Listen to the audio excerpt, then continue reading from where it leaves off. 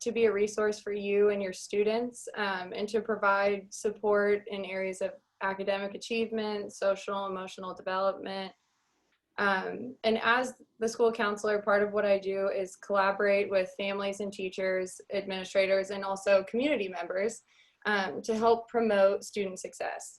So our speaker tonight, Stephanie Burry, is a great resource and a longtime friend of St. Richard's. And I've had the pleasure of working with Stephanie this year, and she's really excited to talk to you guys about anxiety and worry and how to best navigate these times with our students. So thank you so much, Stephanie, for being here. We're excited. Yay.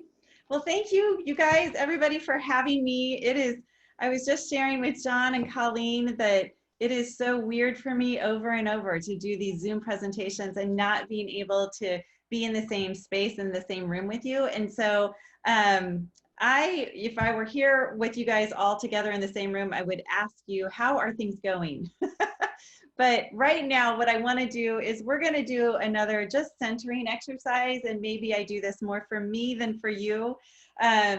But it gets us into this place of being able to remember why we're here and remember what we're doing. So if you would just take a look at this slide of the ocean, and it's actually a good exercise you can do with your kids, even if it's before homework or bed. And I would ask them the question, I wonder if you can hear the sound of the waves and the ocean. And I wonder if you can hear the seagulls, or you might be able to feel the breeze off the water, or taste the salt air, or feel the soft sand. So we're just going to take a second to get into this picture, this vision, this emotional space. And so you can feel your breath as we talk about something that I think a lot about, which is anxiety and distress tolerance. And I invite you guys to practice that kind of exercising with your kids and even by yourself. But what I'd like to do is just do a quick review from the last time I was with you. We talked a lot about language and about how powerful language is, in particular, meta-level communicating, which starts with the phrase, I notice, and then follows up with the phrase, I wonder. We talked a lot about grief and expectations and kids' jobs, and then also had some examples of some grounding techniques and exercises that you can use with your families and you yourself if you wanted to. Distress tolerance is something I think a lot about. I think a lot about it because we have some people who are born into this world seemingly ready to handle and manage a high degree of stress. So these are kids that can tolerate loud noises and messes. They can tolerate conflict in the home and with friends. They can tolerate lots of homework and transition and change. Yet in the same family, you might have another kid who really struggles with just the slightest upset to their routine. So the difference in that, in between these two kids, is this idea of distress tolerance, which then leads to anxiety. But anxiety itself, you know, as humans, as Americans, one of the things that I think we are so good at doing is we try to avoid or get away from anything that is uncomfortable for us. And then we teach our kids how to do that same thing. Actually, anxiety is just a normal human reaction. So if we could change our goal with anxiety in not being to get rid of it or avoid it, but really to better understand it, I think that we are going to raise kids who are better able to manage emotions instead of react to them. Because anxiety is just a natural byproduct of an internal alarm system that we have built in. And sometimes, and it gets confusing for kids, but sometimes that alarm system gets triggered by mistake. So I think it helps to try and dig into this a little bit further, and so we can really understand it. If we had 3 goals for tonight, what I want for you guys is to learn um, the difference between normal anxiety versus problematic anxiety. When do we really have to worry about our kids? And then goal number 2 would be to help our kids and us as parents and educators to help us understand the worry loop. Dawn Hubner is somebody I'm going to talk a lot about tonight, and she has written several like children's books, and she really talks about this idea of the worry loop that holds anxiety in place. And we will talk about that because it's so tangible and important to figure out how to shift that. And then finally, we're going to help our kids replace safety behaviors with new language. And I'm going to explain what all of that means in just a second. So distress, when I think about distress tolerance, I think about the word distress, and that equals anxiety. But anxiety for us is actually really normal, and it can be about anything. So there's no right or wrong way of being anxious.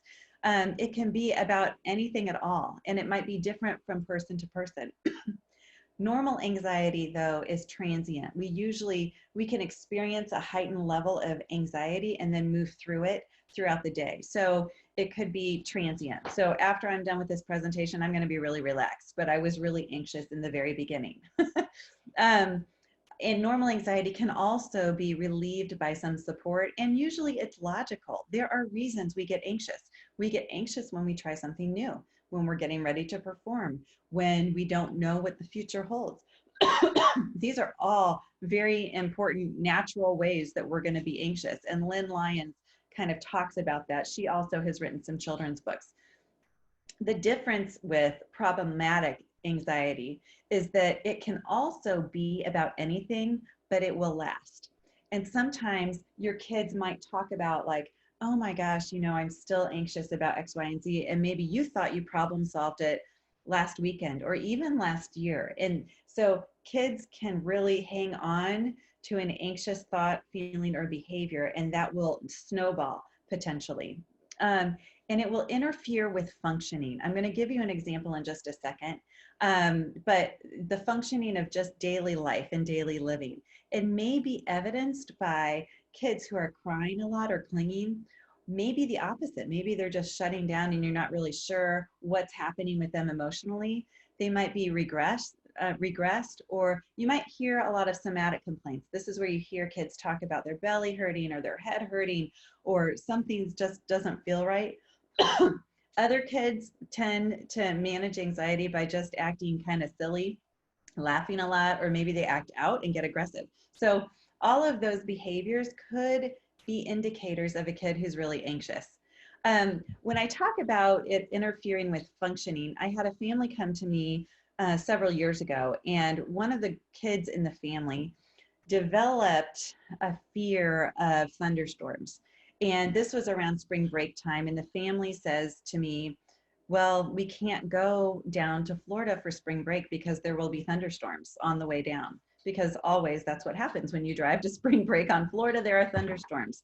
And the fear that this little girl was really experiencing was so powerful that not only was it powerful for her, her entire family was feeling the disruption in functioning because of her anxiety. So the family was actually considering canceling spring break this year because her fear and her anxiety was so strong about thunderstorms. Instead of being able to problem solve it, eventually we were able to problem solve it, and they went to Florida on spring break and had a great time. But I just wanted to explain how that can actually snowball. It can last. They believe her fear of thunderstorms began a year prior from their last spring break. So all of that manifested into, holy cow, we can't go on spring break. So it's a really good example of how anxiety can be crippling and interfere with just our general functioning, and not just for one person in the family. Often anxiety leaks out and affects all members of a family. So it's going to be helpful if we help kids not only understand that there's an alarm that's going to go off in their brain, right? That's normal anxiety. And then our feelings of, okay, there's an alarm, so I'm going to panic a little bit because this feels uncomfortable. What we typically want to do, because we're American, because we are human, is we want to escape. So alarm, panic, escape, it equals then an unproductive response to anxiety. Instead, I would rather us experience an alarm, which is a normal reaction. We might experience panic, which helps us pay attention. And instead of escaping, being able then to investigate instead of escaping. And that will lead us to more of a productive outcome. So being able to sit in this space and hold it for a little bit, and not try and get rid of it right away. And that's tough to do, because the more that we try and get rid of anxiety, the worse it actually becomes. And we try to help kids by saying, oh, you don't have to worry about that right now, or let's not worry about that, or don't worry, everything will be just fine. And don't you know, like when somebody tells you not to do something, you want to do it even more. If somebody says to you, don't laugh, immediately all you want to do is start laughing. Or don't worry, the very first thing you're going to do is start to worry. So instead, what we need to do is just understand the anxiety a little bit further. So allow the thoughts to come and just change our relationship with them. And we get to be a better observer of our own patterns, and then our kids will learn how to do the same. It is one of the lines that I love how Lynn Lyons talks about that, that we get to be an observer of our own thoughts, feelings, and behaviors.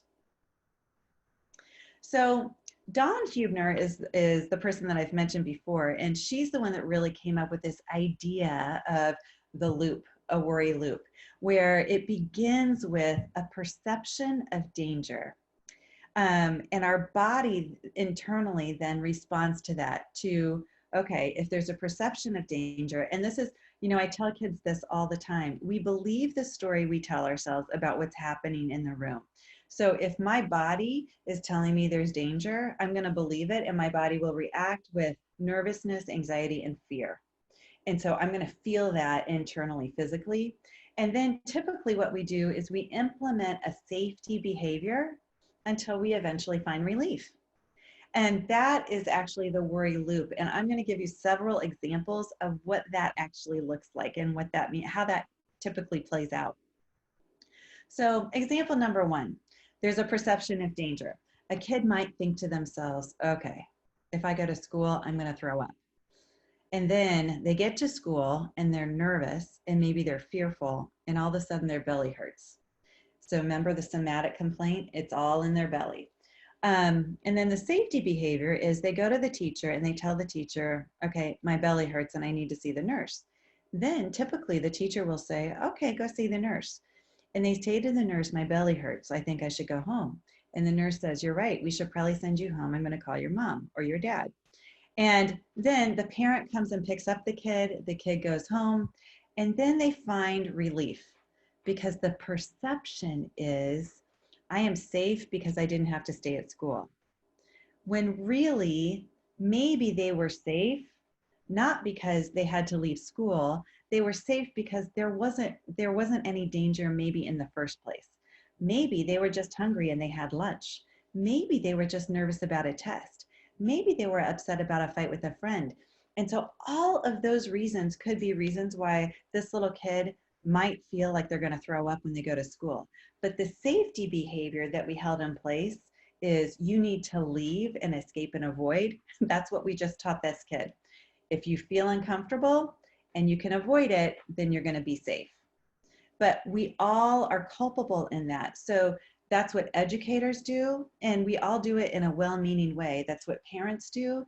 And what we end up really teaching our kids is, if you are uncomfortable, you just need to avoid or escape. I'll give you another example.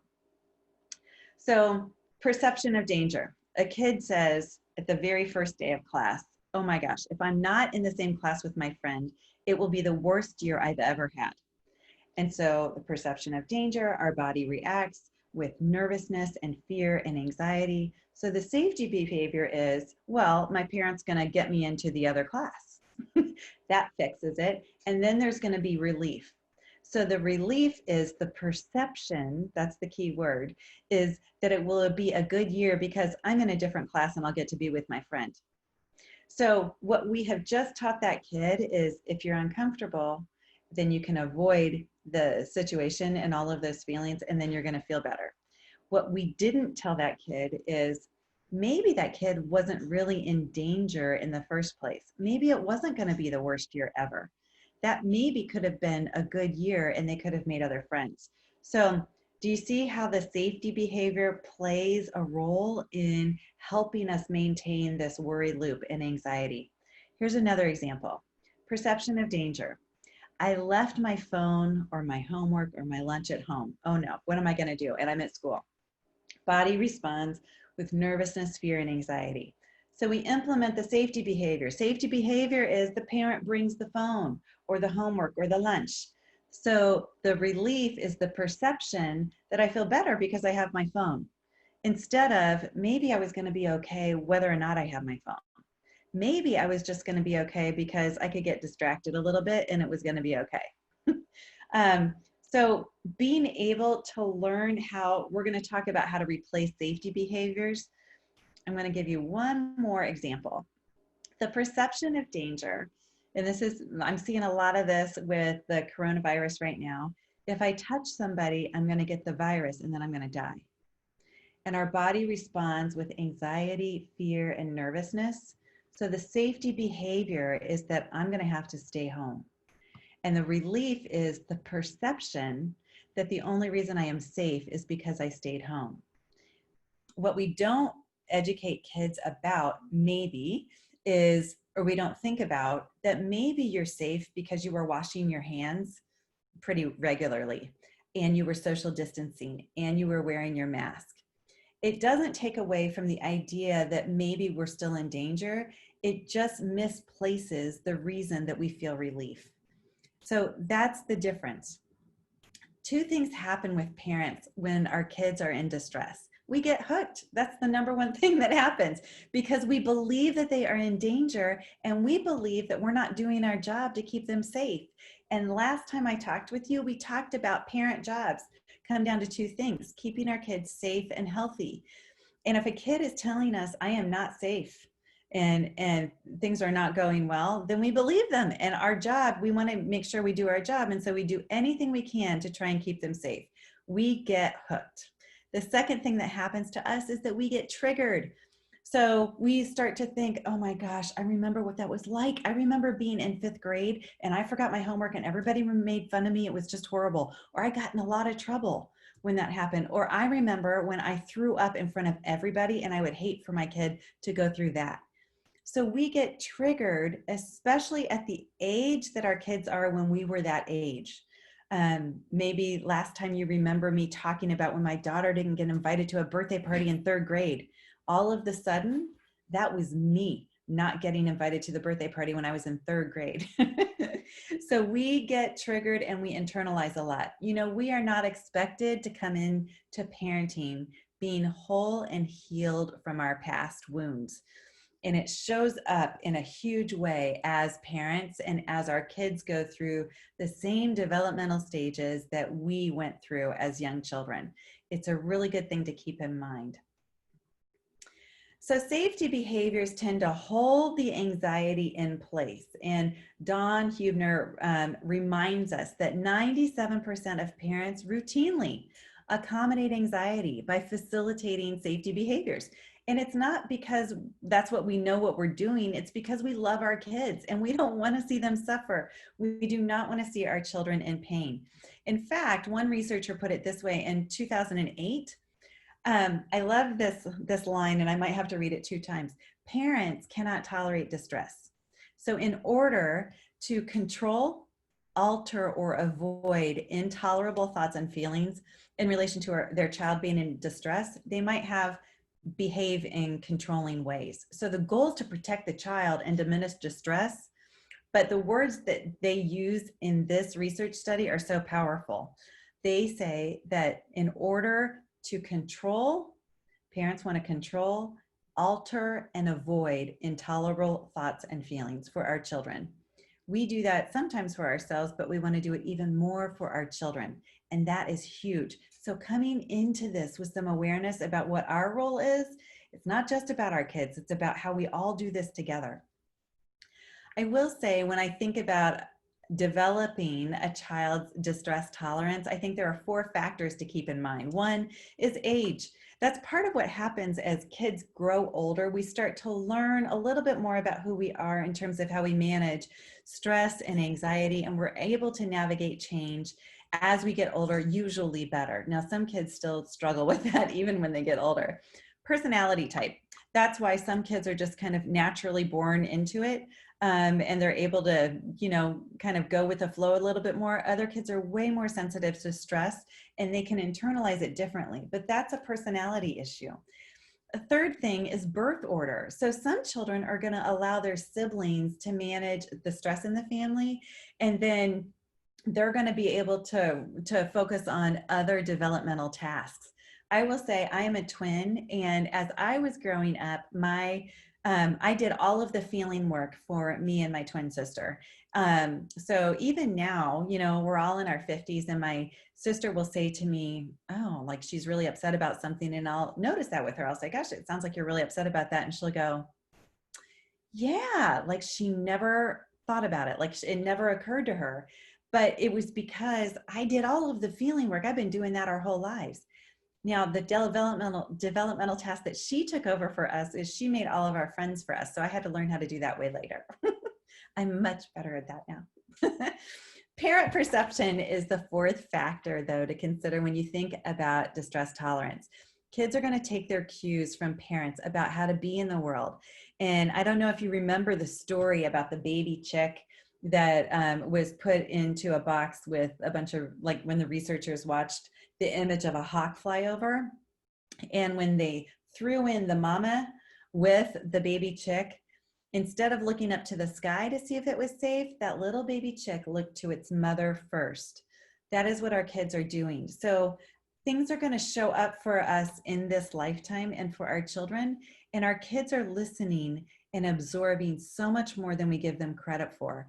They are listening to what it is we say and how we make sense of the world around us. It's very difficult in our times. So they're listening to how you talk about politics in your home, and how you talk about race relationships, and how you talk about this virus and safety, and how you talk about school. So parent perception is powerful for our young children. And even if you think that they're not listening because they're checked out and they're playing a video game, or maybe they're just in the other room, I guarantee you they're going to absorb more than you think they are. And it's really good for us to have that reminder and keep that in mind. So one of the things that I think is so important is for us to remember, parents, you are not responsible for the feelings of your children, but they are going to tell you that you are. I love this picture of this cat because it reminds me of the time this little kid comes into my office, and he looked exactly like this kitty, and he says to me, "You make me so mad." And I love that because what I said to him was, "Wow, I wish I had that much power to make you so mad, because then I could make you happy, but I don't have that much power. So I wonder how you're going to take care of your mad, because that's not my problem."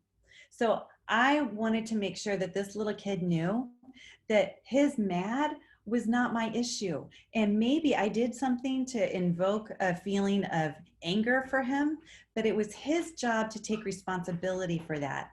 And that is exactly what we want to teach our kids. When your kids are anxious, they're going to be hearing from you that it's your job to fix the anxiety. It's your job to fix their calm.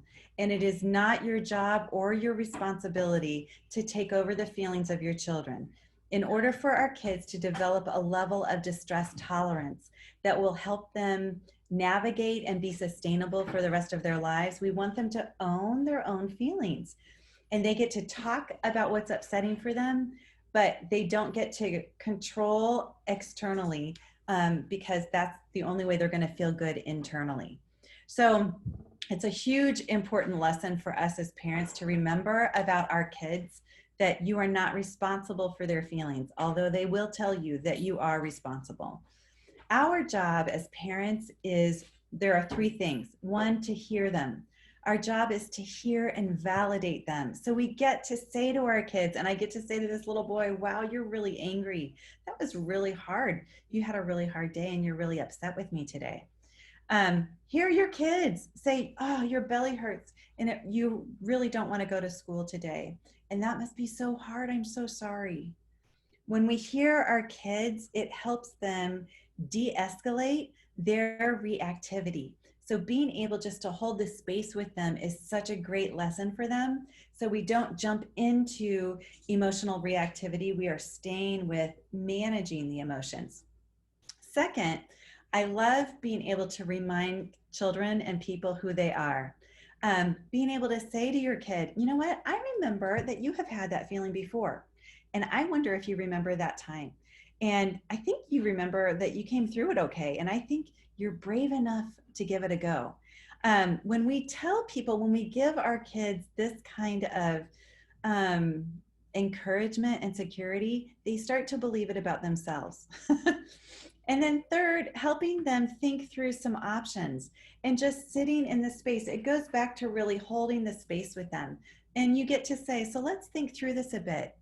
If you can get through today, you only have a few more days left this week.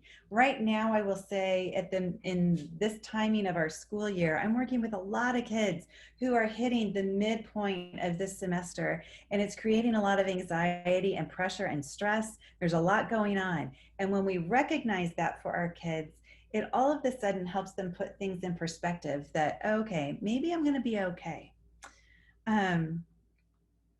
What we're talking about is a critical attitudinal shift. I like this message that you can't control the wind, but you can adjust the sails. The message is, if I'm uncomfortable or unsure or nervous as I'm learning something new, then I'm right where I should be. I am right on track. What we want to teach kids is we need to expect them to worry when they're doing something new and different, when they're unsure about what the future holds or what plans lay ahead, and when they're going to perform. All of that is really natural and important and normal in terms of anxiety and worry. So being uncomfortable and uncertain, it will build distress tolerance in our kids. And we need our kids to tolerate not knowing what the outcome is. One game that you can play with your kids or question that you can have at dinner with them is to have them name like 3 occupations that require problem solving where catastrophic reactions are not helpful or allowed. So it could be anything. And sometimes this can be a really funny conversation. You can talk about, the zookeeper, if an animal gets loose in the zoo, how helpful is it to have somebody who's catastrophic in terms of reacting to that? What will happen, to give you this information, what happens in the brain is when somebody catastrophizes, they are still coming from their amygdala in the base of the brain and unable to access the prefrontal cortex, which is where our problem solving and our creativity comes from. Just like we talked about last time, how anxiety inhibits creativity and problem solving. But have them go kind of go crazy with this question and see what kind of occupations require problem solving and what kind of occupations are going to be disastrous if we come into it with catastrophic thinking. So that can be just kind of a fun exercise that you do in the car, or you can do it at dinner. When we notice, what you know about your kids, one, it raises their level of awareness about themselves, and it gives them new language to replace their safety behaviors. So I love being able to say to kids, you know what, honey, here's what I know about you. You're a really good problem solver. So I think on that first day of school, I bet you're going to be just fine. Or here's what I know about you. I think that you are like a really good friend and you know how to do this really well. So I think you should give yourself a chance. Or we remind them that they're creative or that they're so determined. Or, when you really want something, you're crazy determined. And I've seen it over and over, that you're collecting information or that you're just really brave. When we say this to kids, they begin to internalize the language about themselves. And that's what will change internally for them as they make decisions going forward. So being able to help them understand what they have control over, this idea of control is a really big thing. And it actually creates a direct link with anxiety. We get anxious when we feel like we don't have any control. And, you know, in Buddhism, you know, they tell us that we don't have control over anything. In most religions, we are not in charge. We are not in control. But if you can have a child begin to tell you what their plan is for the day, if you have them tell you what they know for sure is going to happen just today, the more anxious they are, the more detailed I want their plan, then their anxiety level will come down. Being able to say to a child, what do you know is going to happen for sure today? And what sometimes kids will say is, I know for sure I'm going to take a shower, I'm going to brush my teeth, I'm going to play this game, I'm going to talk to this friend, I'm going to say this prayer before I go to bed, I'm going to read this book. The more anxious your child is, the more detailed I want their plan. Because when they can focus on that, it shifts brain activity so they're in a much better space to be able to manage emotion. So asking your kids, what is a part of you that you're proud of, that you value, that gives you the most trouble? When you break down those questions and talk to your kids a little differently, and this is great dinner time conversation, it's good conversation in the car or on vacation. When you begin to do this, answering those questions will be the opposite of feeling overwhelmed, because they start to understand themselves and they're collecting more information about who they are. When they can tell you what they're proud of about themselves, when they can tell you, you know what, I know I'm a good friend and I can value that. And they can tell you also what gives them the most trouble. Then I would ask them, so what else do you know about you? And what part of you are you going to bring to this problem? Will worry show up for you, or will your determination show up for you? And then you give them examples about how worry has shown up for you before and how determination has also shown up. And they will begin to make the shift in order to help them build their level of distress tolerance.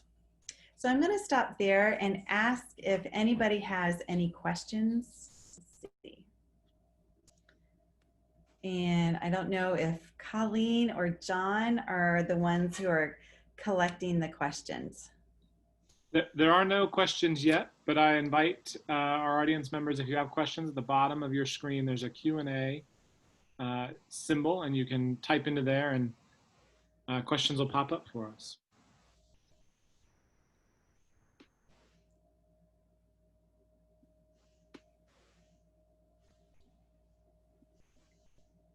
And Stephanie, as we're waiting for questions, we do have fall break coming up. And so there is a little bit of that anxiousness I feel in myself about travel and what to do and how to handle it.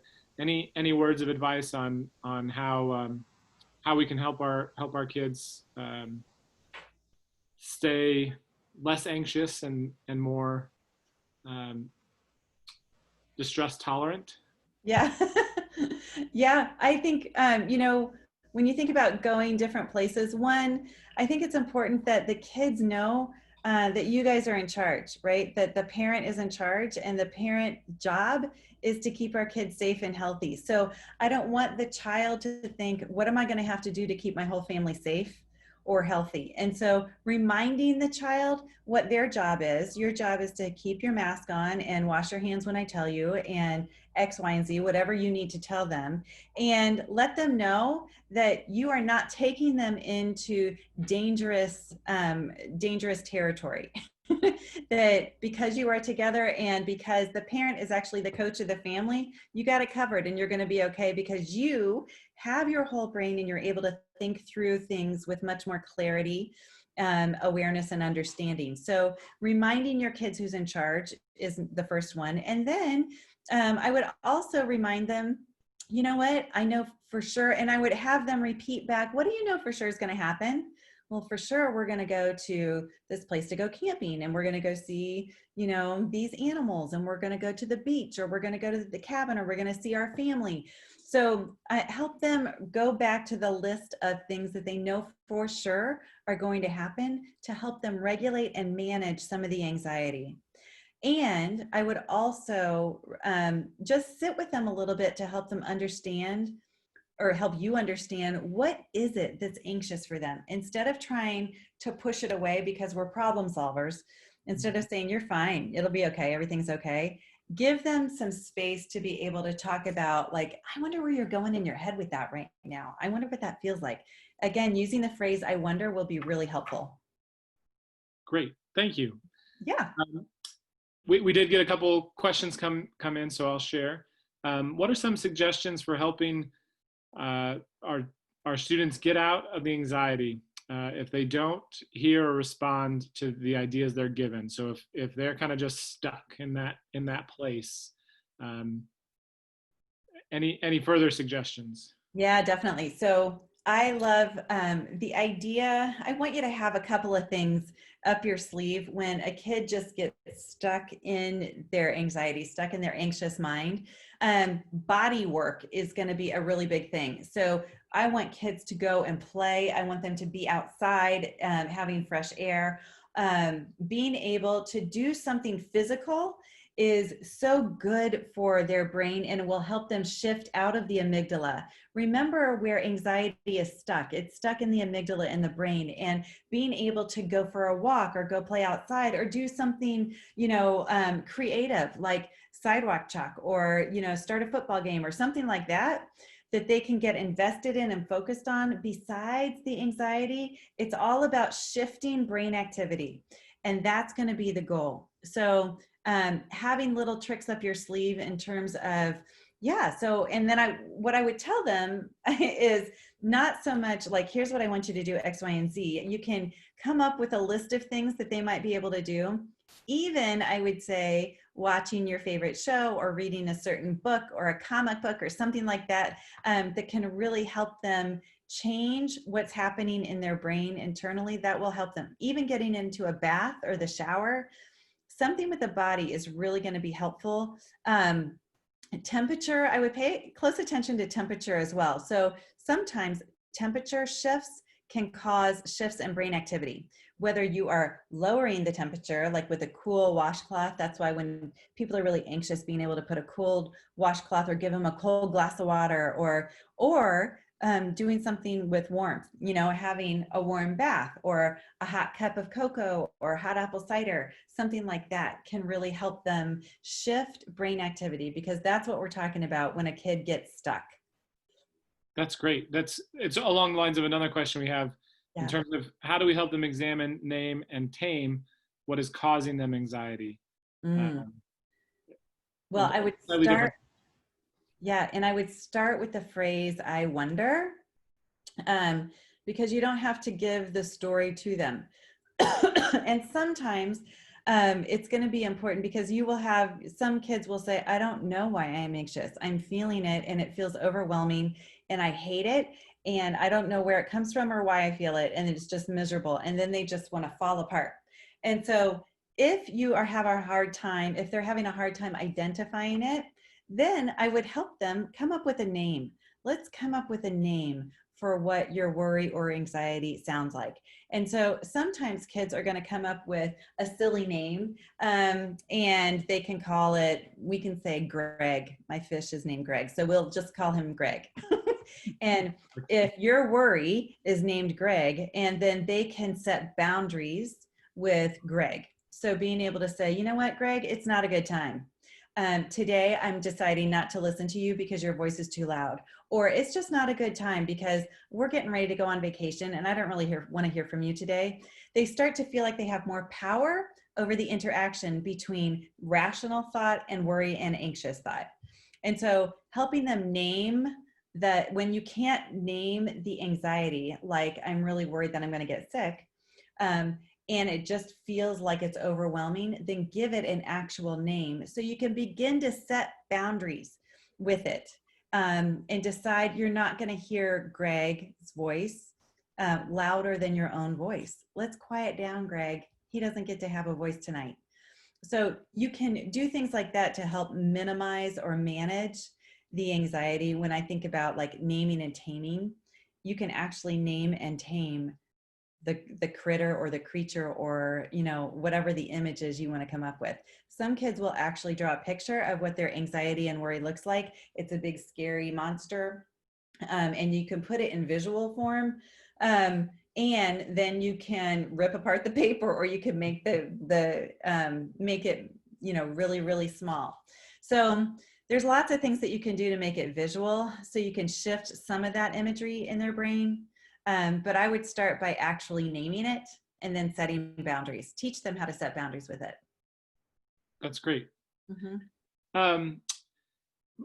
Somebody asked if this presentation is being recorded, and it is, and will be shared with the St. Richard's community.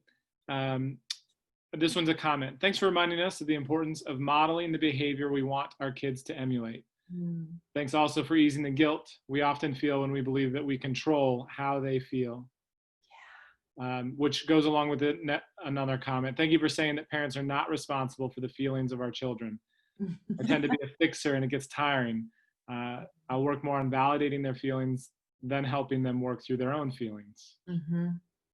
It's, that's such a powerful lesson for us as parents, that we don't, we really don't have to fix it for them. We have to be available and hear them and validate what they're feeling. But their job is to learn how to understand and manage their own thoughts, feelings, and behaviors. And that's how we grow really emotionally healthy kids and people and adults. But I think it's so true. We get stuck in that space and we believe what our kids tell us. It's your fault. I'm this way.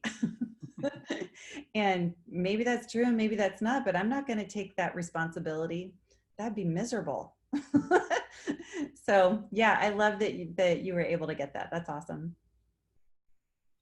Another question, and everyone feel free to write some more. So this question is specific to a first grader. So any particular tips on anxiety about dying or family dying? You shared a little bit about kind of COVID related, but any particular for that particular age group? So there are some awesome books about death and dying, but I would explore a little bit more about where that comes from. And I'm sure probably more than you're able to share on this Zoom call. But being able to understand where that really comes from for a kid is going to be really helpful to understand how to help them see that a little differently. So, and it's also going to be helpful to talk to them, and understand, some kids are going to be helped by understanding a more spiritual response to that question, that God loves us and takes care of us, and maybe that's all they're going to need. Other kids and other families may not be in that spiritual space, and so coming up with other explanations are going to be difficult. But I would explore, I wonder what that word death and dying means to you. Whatever the language is that they're using, I want you to explore what it is that means to them, because kids are going to associate whatever they think they know about that word with whatever they're presenting to you. So maybe one kid says, well, death means that, like they're, I never see this person ever again, or they're just gone forever. I'm never going to talk to them again. And yeah, that could be. And maybe we can figure out a way for you to be able to talk to this person. Or because I know somebody, I had one kid who said, because I've had 2 family members die, they felt like they were next. I think that is also something that's happening a lot with COVID related things, that we've had a series of people or family members or friends or neighbors who are dying, and kids will think, well, okay, you're next. When a kid, and that's part of why I want you to gather more information about that, so you can help them see things a little bit differently, identify things in a different way. I'm sorry. Hang on, I will be right back.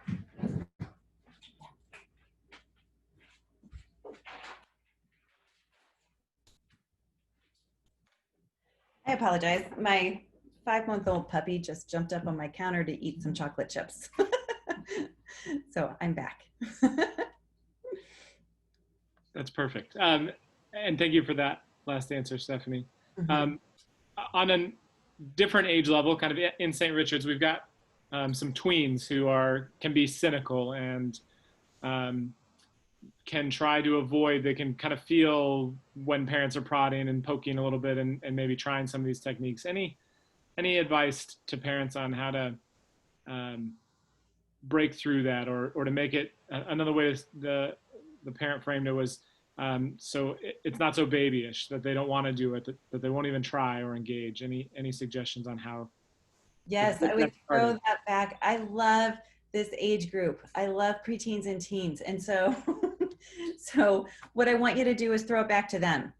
And so you're not taking responsibility for wherever their anxiety is. I want you to say to them, all right, kiddo, I wonder how you're going to handle that. Like, you clearly are miserable, and I wonder what you're going to do to help yourself feel better. So there's no babying in that kind of a response for a kid. And you challenge them to to show up a little bit higher. So what will happen with preteens and teens is that um, they will ask for you to fix the problem for them. And if you're not going to fix it, then something's wrong or you're not doing your job. And then what I want you to do is say, kiddo, you're old enough to figure this out. So I wonder what you're going to do. And so, and then you leave it there. You don't give them the answer. You don't say, well, maybe you could do this or maybe you could do that. You just say, I wonder how you're going to help yourself feel better, because that looks miserable. I wouldn't want to go to school like feeling that miserable, or I wouldn't want to have a friend that, says X, Y, or Z. So, so being able to give it back to them, that it is their problem to solve, and see what they do with that, could be really fun. Now, they might not give you a lot of information back, but they're going to hear it. Yeah. And that's a function actually of where their brain is developmentally. And I think probably at some point we're going to talk about the preteen brain and how to manage that. It's one of my favorite topics. I enjoy the age group too. But a follow-up question from another parent is along those same lines. So that when they get there, their response might be mouthier as they're expressing their intolerance of trying to work through something, which can be really draining for parents. Any advice on parents on how to kind of survive that conversation that can, that challenge is absolutely something that I've seen work in terms of letting them rise to the occasion, but it's not always pretty. And how do you as a parent work through that? Well, you set boundaries with them. And so there are some things that are acceptable that you're going to hold on to and you can be available to help them with. And then there are things that you will not tolerate. And so being able to say, kiddo, I'm sorry, this is not this is not my issue. And so you're going to have to take it in your room because I don't want to hear that. Teach kids when they've crossed a line with you, and set the boundary with them that they don't get to just explode all over your kitchen counter. They can take some of that to their room and manage it, and then you come back and they can give you a report about how things went. But I would set some boundaries with them, so when they crossed a line, let them know. Yeah. And you let them know that it's not your job to solve the problem, and I wonder how they're going to, what they're going to do to fix it, because clearly it's miserable and they don't feel good, and that's a bummer. And you're so smart. I wonder what you're going to come up with. It'll be fun to watch. And then when they do come up with that, how do you as a parent, or how do we as parents not come off like I told you so, or look, see, you did work through it, so you are, that kind of. Yeah, I think using that kind of language, it will like derail that kind of a relationship. Sometimes you don't need to say much of anything when they hit that level of success. You just like, okay, I got it. Good job. It could be something like that. Or later, when there's some more downtime with the kid, you get to say, you know what, honey, I wonder what you noticed when you were going through that, because that was a big deal and you really went through something pretty huge. So I'm curious about what you've noticed about yourself.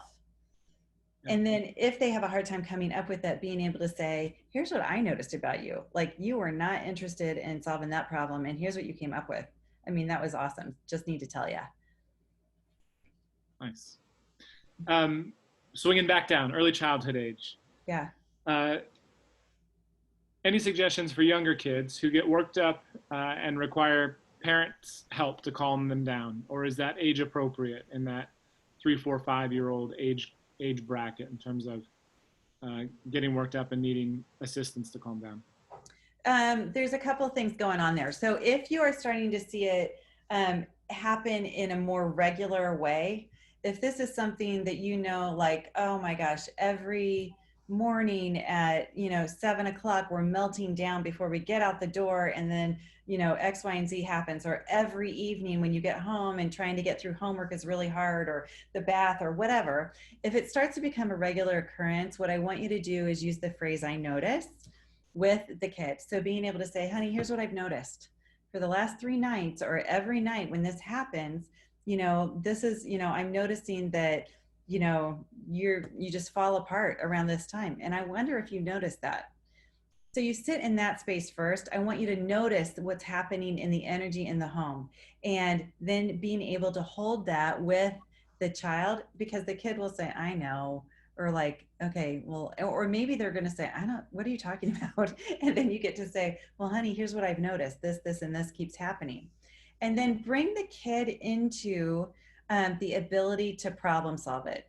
So if they're not able to get there on their own, and young children aren't able to get there on their own, then we get to help participate in that, but you don't have to do that for them. So this goes back to helping our kids problem solve together between parents and children until they can start to do that on their own. So being able to say, so I wonder how we're going to do this differently, because it doesn't feel good. It doesn't feel good to me, and it looks like it doesn't feel good to you either. So I wonder how we might do things differently tonight that's going to help us get through that. What I love about kids is that when you give them that kind of freedom to answer, usually they come up with the most unbelievable creative solutions.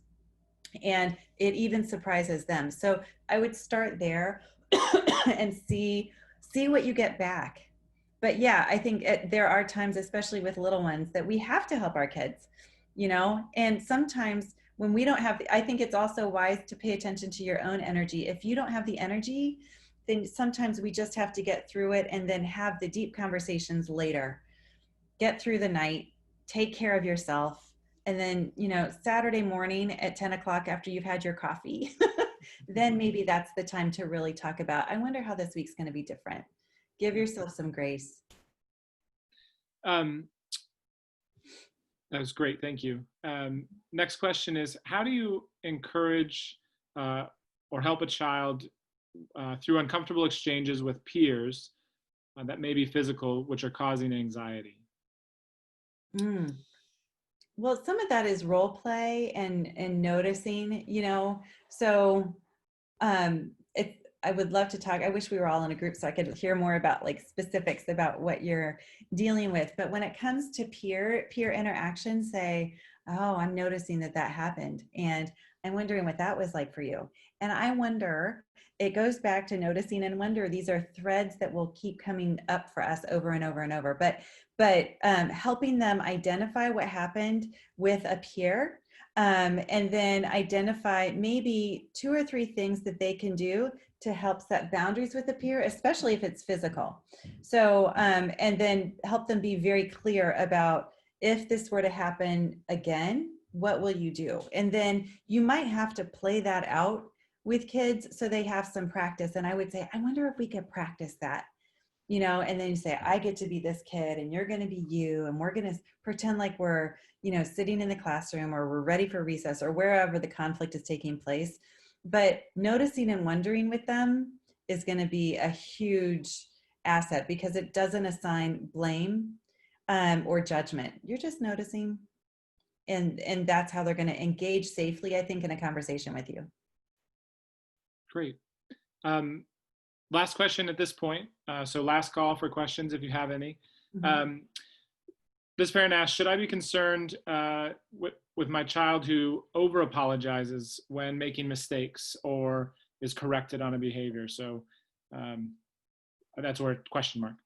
Okay. So yeah, I don't want kids over apologizing. And so what I would do with that, I would say, honey, here's what I've noticed. You keep over apologizing. And I'm wondering if you notice that same thing. So you're noticing and then you're wondering, and then say, I'm wondering if you can practice just receiving what happened, because we're all going to mess up. So when I hear a kid over apologize for things, what that is it speaks to what I call their emotional script, the story we tell ourselves about who we are. And we will talk about that maybe at some point in the future, but it is such a key component of how we grow up. The emotional script piece is, it's usually given to us sometime young childhood, and we carry that with us through adulthood, usually until it no longer serves us, and then we have to rewrite it. But when I have a kid over apologize, it says to me that they don't feel like worthy or worth it, and I want you to address that kind of underlying thought immediately with that kid and be able to say, that's not okay to be able to respond that way. And I wonder if you can practice not apologizing. And so you ask them to, and I love the word practice, because when you say to a kid, can we practice something? Or when you say to somebody else, I've got something that I'm like to try and I want to practice, it is an indicator to the other person that they were going to try something new and you would like for them to receive what it is you're saying. And so being able to say that to a kid, honey, I wonder if you can practice not apologizing for certain things, and then teach them what that's like for other people when a kid is just over apologizing over and over and over. Oh, I'm sorry. Oh, I'm sorry I did that. I want kids to grow up as really confident young people. And so that's what I want you to tell your kid. When you apologize, it says to me that you don't feel very confident. And I want you to feel really confident. So I wonder how we can change that language. That's great. The last comment I have so far is a request to have a pocket Stephanie or an earpiece that you can sell so we can hear your wise words when we're in the moment. Thank you for that. Yes. That's great. Okay, I'll do one last call. I think this has been really helpful, particularly in this time of COVID, when we're all trying to navigate how we handle it, both in support of students and then also ourselves. So yeah. Thank you very much, Stephanie, and for everybody. This session is recorded and will be shared, so you can rewatch and share with your friends who might have missed it. We want to make sure we're sharing all this good work that Stephanie's sharing with us, so we appreciate it. Thank you, everybody. It's such a treat for me to be able to talk with you, even though I can't see you. You're getting a lot of thank yous right now, which is great. Thank you. Should you need any support at school, Ms. Mormon is available kind of on the day-to-day. So any questions that were unanswered or you want to check in, please know Ms. Mormon's available for that as well. Yeah. Great. We'll end the session now. Thank you very much, everyone. Thanks, Stephanie. Bye, everybody. Have a good night. All right. Thank you, Stephanie. Thank you.